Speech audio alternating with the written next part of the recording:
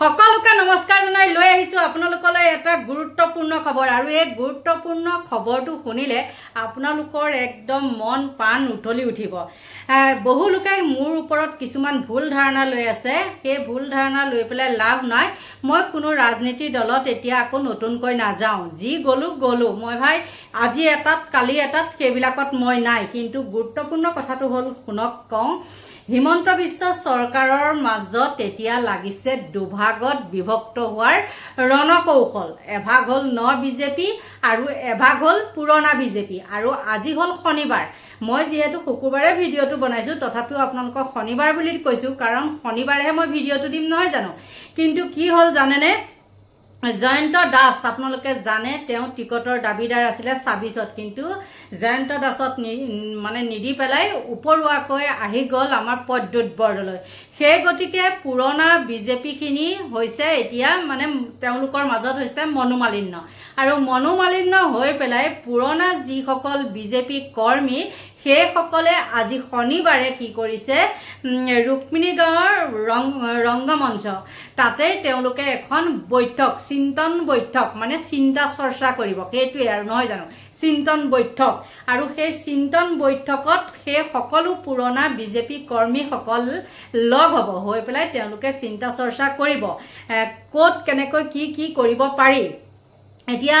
সেই মিটিংখনত বহুতো পুৰণা কৰ্মীবিলাক হওক বা এই এনেকুৱা ছাইডৰ সেইবিলাকো তেনেকুৱা যাব, আৰু ছাইড কৰ্মীবিলাক বুলি কৈছোঁ আৰু দেই, এই বাপ থকাবিলাকৰ কথা কোৱা নাই। কিন্তু ইতিমধ্যে এই কথাটো তেওঁলোকে নিজে প্ৰচাৰ কৰিছে, জয়ন্ত দাসে নিজে প্ৰচাৰ কৰিছে। আৰু জয়ন্ত দাস মানুহজন বাৰু বেয়া নাছিলে, ভাল মানুহে বুলি ক'ব পাৰি দেই। কিন্তু তেওঁ টিকটটো দিয়া হয়ও কাম হ'ল হয়, আৰু এইবাৰ দিলে কাক জানেনে, প্ৰদ্যুৎ বৰদলৈ। আৰু প্ৰদ্যুৎ বৰদলৈ ইয়াৰ আগত যেতিয়া আমাৰ কি হৈছিলে, বিদ্যুৎ বিভাগৰ মন্ত্ৰী আছিলে, তেওঁ লুটি পুটি খোৱাটোতো খুৱায়ে মানুহক একে হাৰাশাস্তি কৰি মাৰিলে, ইমানেই কাৰেণ্ট যায়। আৰু এতিয়া সঁচাকৈ ক'বলৈ গ'লে সেইজন আকৌ দিছপুৰত অহাৰ লগে লগে কোন বিদ্যুৎ বিভাগৰ মন্ত্ৰী এতিয়ালৈকে নাজানো, কিন্তু আমাৰ এতিয়া কাৰেণ্টটো কি হয় জানেনে, ধিপিক ধাপাক এই অহা যোৱা। আৰু মই তেতিয়াই ভিডিঅ'ত কৈছিলোঁ, আৰু কোনো কাৰণতে যাতে এইজনক আমাক বিদ্যুৎ বিভাগৰ মন্ত্ৰী নালাগে। বাৰু যি কি নহওক, এতিয়া মূল কথাটো আপোনালোকক ক'ব লাগিব। এতিয়া পাৰিবনে বাৰু পুৰণা বিজেপি কৰ্মীখিনিয়ে আমাৰ বিজেপিখিনিক বলে পাৰিবনে, বা সেই যিবিলাক যে কৰ্মী থাকে, কৰ্মকৰ্তা যিবিলাক যে থাকে, তেওঁলোকে বাৰু লগ দিবনে জয়ন্ত দাসক? কাৰণ আজিকালিতো মানুহখিনি জানেই অকল টকাৰ কাৰণে কি কৰে,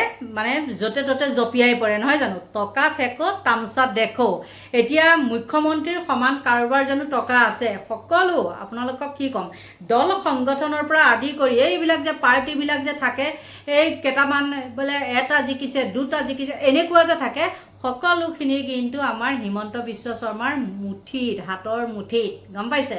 আৰু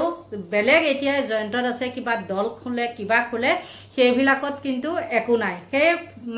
ফুচফাচ বুলি কয় নহয়, ফুচফাচ, মই আকৌ এই ফুচফাচ শব্দটো বহুত ভাল পাওঁ। গতিকে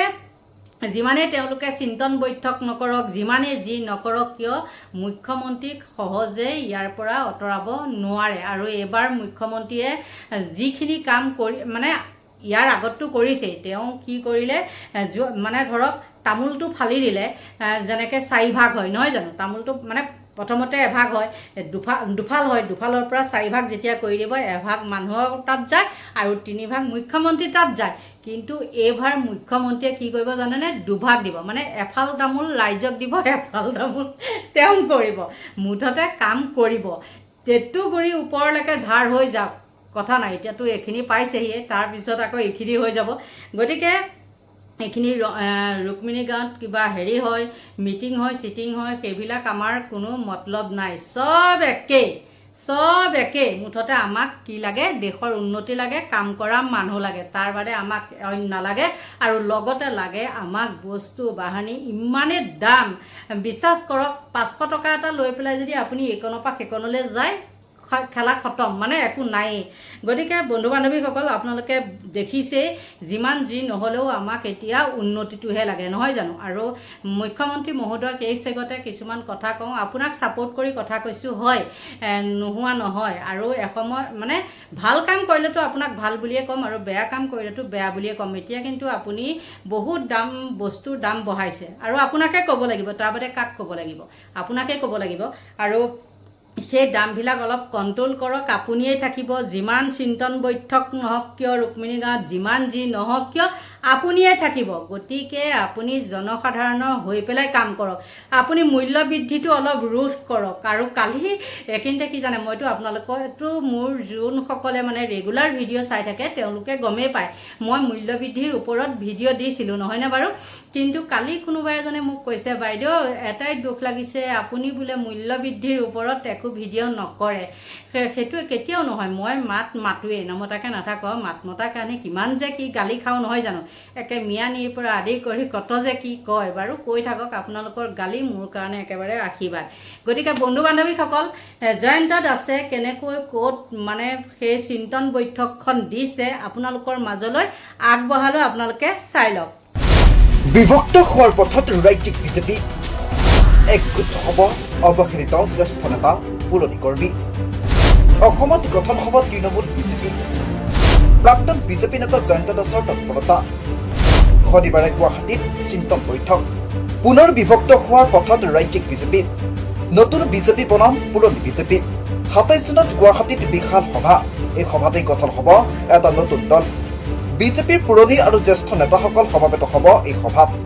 গঠন হ'ব তৃণমূল বিজেপি নামৰ এটা নতুন দল বিজেপিৰ একাংশ পুৰণি কৰ্মকৰ্তাই গঠন কৰিব নতুন দল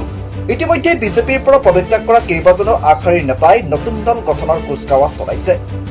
অহা ২৭ জুন শনিবাৰে আয়োজন কৰা হৈছে এখন বিশেষ বৈঠকৰ বিজেপিৰ পৰা নিলম্বিত হোৱা জ্যেষ্ঠ নেতা জয়ন্ত কুমাৰ দাসে আহ্বান কৰিছে এই বৈঠকৰ গুৱাহাটীত অনুষ্ঠিত হ'বলগীয়া এই বৈঠকলৈ সকলোকে আমন্ত্ৰণ জনাইছে জয়ন্ত কুমাৰ দাসে জানিব পৰা মতে চিন্তন বৈঠকত অংশগ্ৰহণ কৰিব বিজেপিৰ বহুকেইজন জ্যেষ্ঠ নেতাই ইতিমধ্যে বিজেপি এৰি যোৱা অথবা বিজেপিত থাকিও নিষ্ক্ৰিয় হৈ থকা কেইবাজনো নেতাই অংশ ল'ব এই বৈঠকত সামাজিক মাধ্যম যোগে এই কথা সদৰি কৰিছে জয়ন্ত কুমাৰ দাসে নমস্কাৰ ভালে আছো চাগে ২৭ তাৰিখ মাজত মাত্ৰ এটা দিন অহা ২৭ তাৰিখ ৰাতিপুৱা ৯ বজাৰ পৰা আমি একেলগে লগ হ'ম ৰুক্মিণী নগৰৰ ৰংগমঞ্চ প্ৰেক্ষাগৃহ এইটো মনত থাকিব ৰুক্মিণী নগৰৰ ৰংগমঞ্চ প্ৰেক্ষাগৃহ তাতে আমি ৯ বজাৰ পৰা আমি সভাৰ ব্যৱস্থা কৰিছোঁ মুক্ত চিন্তন বৈঠক আগন্তুক দিনত আমি কি কৰিলে